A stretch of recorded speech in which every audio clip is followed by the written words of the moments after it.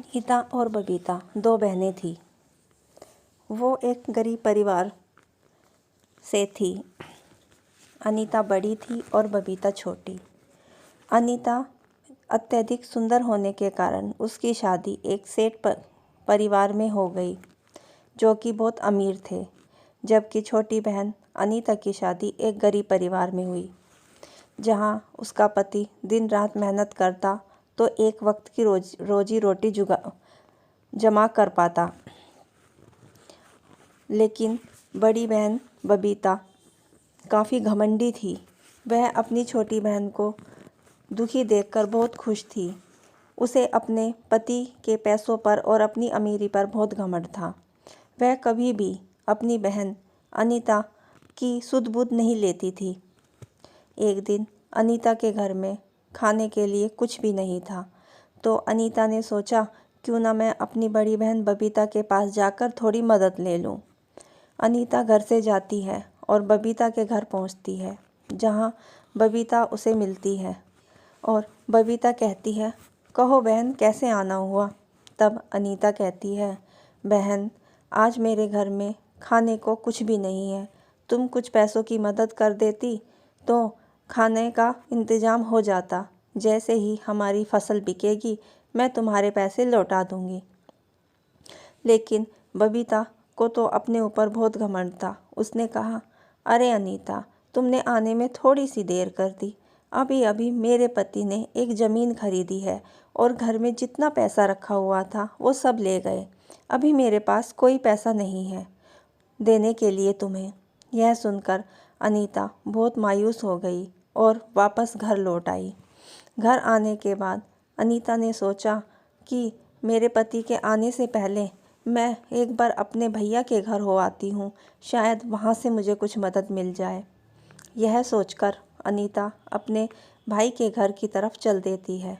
चलते चलते रास्ते में उसे एक बूढ़ा दिखाई देता है, जो एक घड़ा लेकर जा रहा था।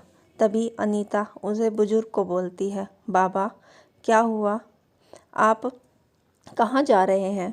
तभी बूढ़े ने कहा, मैं बिटिया गांव की तरफ जा रहा हूँ। तभी अनीता कहती है, लाओ बाबा, मैं आपका घड़ा गांव तक पहुँचा देती हूँ, मैं भी उधर ही जा रही हूँ। बूढ़ा बाबा कहता है, नहीं बेटा, मैं चला जाऊँगा। फिर अनीता कहती है, नहीं बाबा, आप भी वहीं जा रहे हो और मैं भी वहीं जा रही हूँ। लाओ, मैं आपका घड़ा आपके घर तक पहुँचा दूँगी। यह कहकर अनीता ने बाबा से घड़ा ले लिया। अब अनीता जैसे ही गांव पहुँचे, उसने बूढ़े बाबा के घर उसका घड़ा रख दिया और अपने भाई के घर चली गई।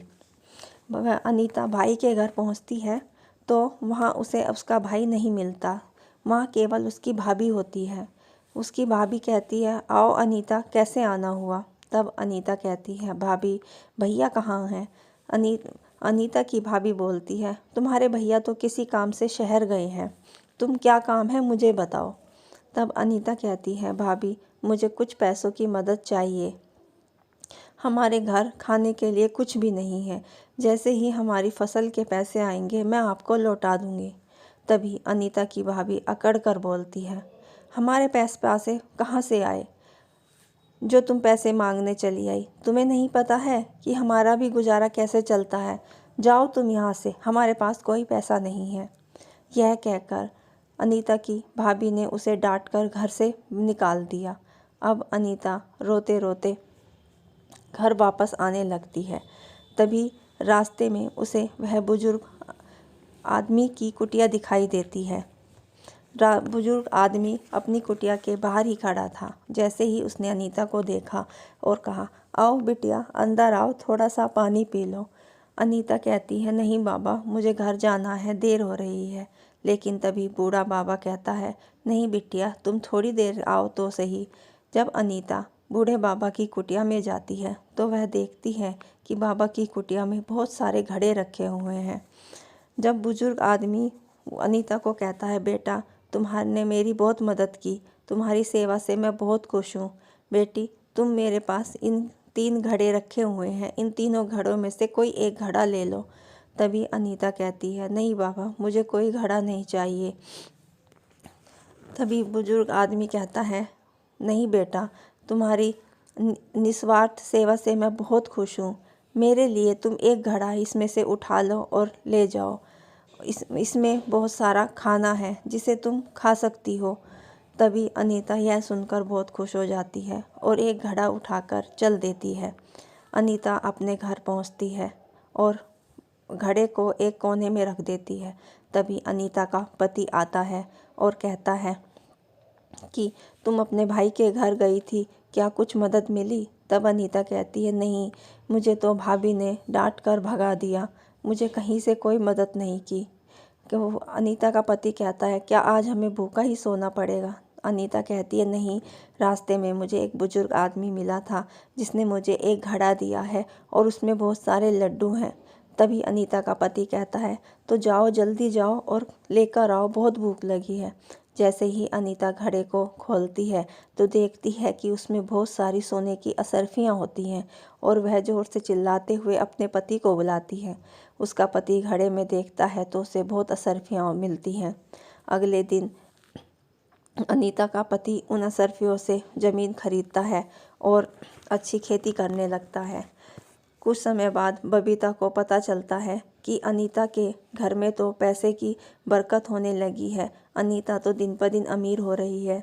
तो उसे कुछ समझ में नहीं आता और वह अपने पति से कहती है कि पता नहीं मेरी बहन को इतना पैसा कहाँ से मिल गया। मुझे लगता है कि वो भाई के घर गई है और भाई ने उसे ज़रूर पैसे दिए हैं। तब अनीता का पति कहता है, अगर तुम्हारे भाई ने उसे पैसे दिए हैं तो तुम्हारा भी हक बनता है।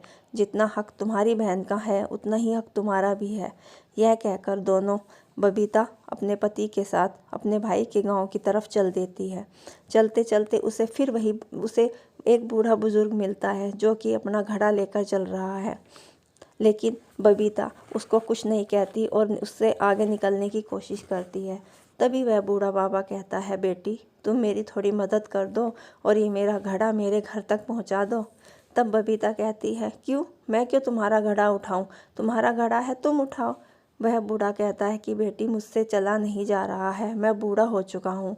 तब बबीता और बबीता का पति कहता है, तो हमने थोड़ी देर को कहा था बूढ़ा होने के लिए, अब बूढ़ा हो गया है तो हम क्या करें? यह कहकर बबीता और उसका पति आगे चले जाते हैं और घर पहुंचते हैं। घर पहुंचकर वो अपने भाई से कहती है, भाई, तुमने अनीता की इतने पैसों से मदद की है तो मुझे भी पैसा चाहिए। तब बबीता की भाभी कहती है, नहीं, हमने उसे कोई पैसा नहीं दिया, हमारे पास तो खुद खाने के पैसे नहीं हैं तो हम उसे कहाँ से देंगे। यह सुनकर बबीता चौंक जाती है और वहाँ से वापस चल देती है। वह सोचती है रास्ते में कि मेरी बहन को इतना पैसा कहाँ से मिल गया। तभी रास्ते में उसे फिर प्यास लगती है। वह एक कुटिया में जाती है तो देखती है कि वहाँ वही बूढ़ा आदमी है जो बबीता को मटका उठाने के लिए कहता है।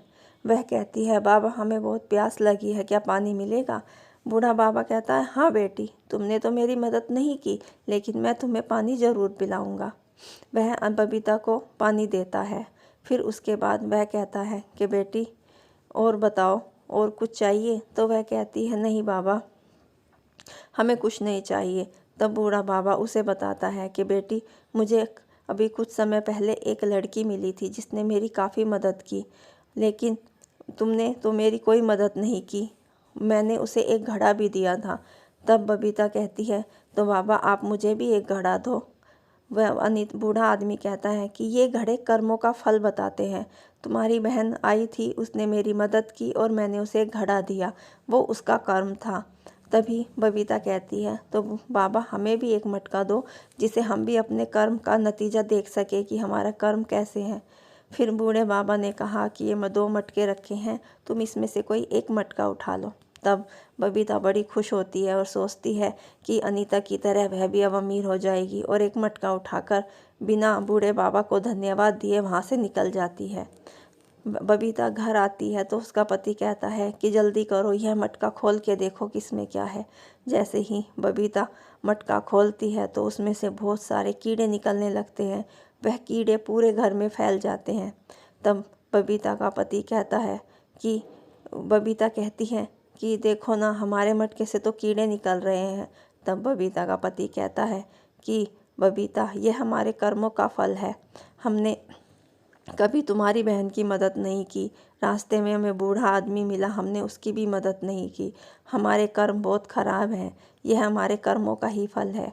यह सुनकर बबीता को बड़ा दुख होता है और अपनी करनी पर पछतावा होता है। वह अपनी बहन अनीता के घर जाकर दोनों हाथ जोड़कर माफ़ी मांगती है और अनीता अपनी बड़ी बहन बबीता को माफ़ कर देती हैं और फिर वो लोग खुशी खुशी रहने लगते हैं। दोस्तों, हमारी कहानी अगर अच्छी लगी हो तो हमारे चैनल को प्लीज़ सब्सक्राइब और लाइक और शेयर करना ना भूलें। धन्यवाद।